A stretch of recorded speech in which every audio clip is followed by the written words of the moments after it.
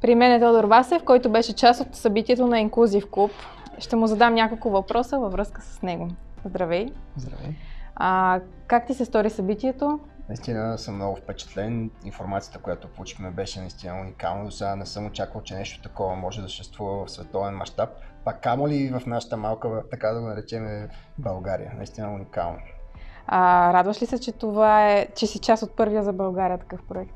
Така възможно смятам, че всеки един човек е искал, мечтал за нея и е очаквал да види, да му се случи в живота. Така че съм много щастлив, че наистина на мен ми се даде такава възможност и че имам шанса да съм тук.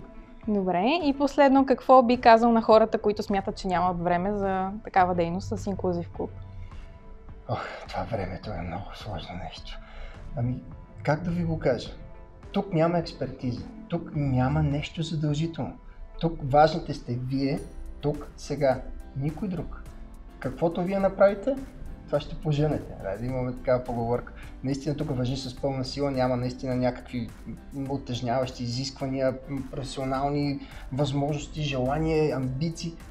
Идвате, правите. Каквото направите, това е. Това ли е нещо, което грабна теб? Супер много.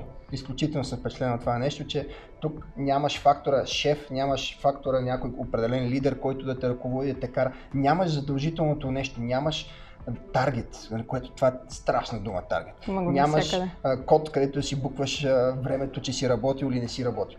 Тук всичко си зависи цяло от тебе си.